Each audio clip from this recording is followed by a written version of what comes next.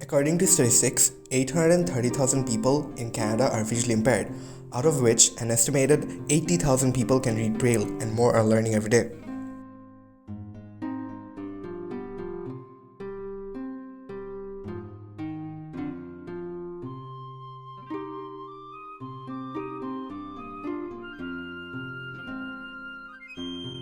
We went to several schools specialized for the visually impaired, and we were shocked to find out how crazy expensive Braille printers were, and those which were available were priced out to the rich few.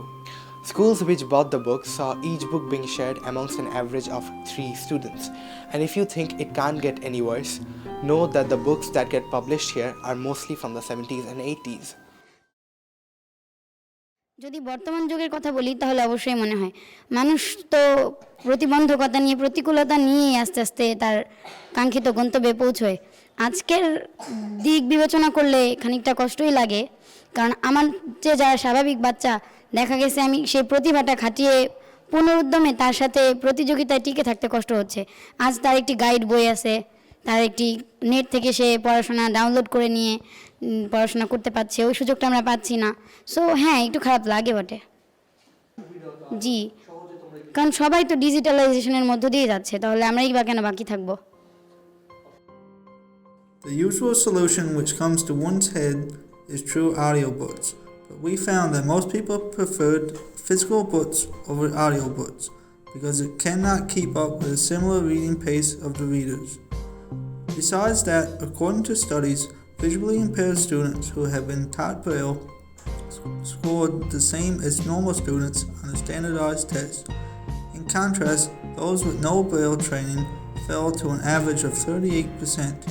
Thus, we came up with the idea of teaching visually impaired individuals Braille alongside creating a system around them that would allow them to function effectively among us all.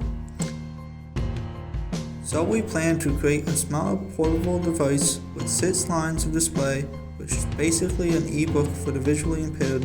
It would have an easy interface where the writing of the Braille dot would interchange easily with the push of a button and would allow them to read entire passages in books.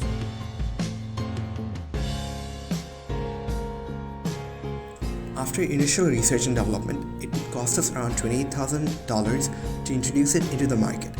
The device will cost us approximately $200 to make, as it would have cheaper labor costs and raw material cost than our competitors, as it would be made in Bangladesh, where it's comparatively inexpensive, and the selling cost would be $400.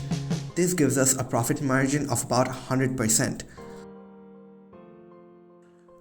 We estimate the growth and maturity stage to last for at least 5 years, and we can extend that by the introduction of monthly or yearly subscription of our services, which would be an online Braille ebook. As this device is for the visually impaired, is similar to what the smartphone is for the normal man. The period of decline will come in around 7 years' time in the worst possible outcome, while this may extend all the way up to 14 years' time in a more positive scenario. Our maturity extension strategies include the likes of AdWords in audiobooks and as real stickers in the end of multiple existing Braille books. Also, our product is more suited for the purchasing power capability of the visually impaired, as comparatively it's cheaper than its competitor elsewhere by at least $700, allowing us to attain competitive advantage.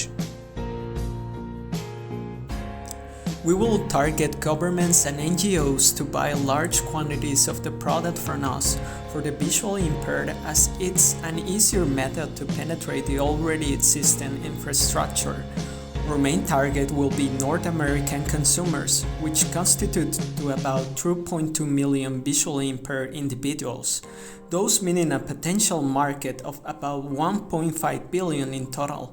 Saying all that, in our first year, we project to at least reach 2,000 sales from online and physical sales, which would accumulate to a revenue of 800,000, from which the profit would be 400,000. There are 28 million visually impaired worldwide that are able to read Braille, giving us plenty of room for further expansion.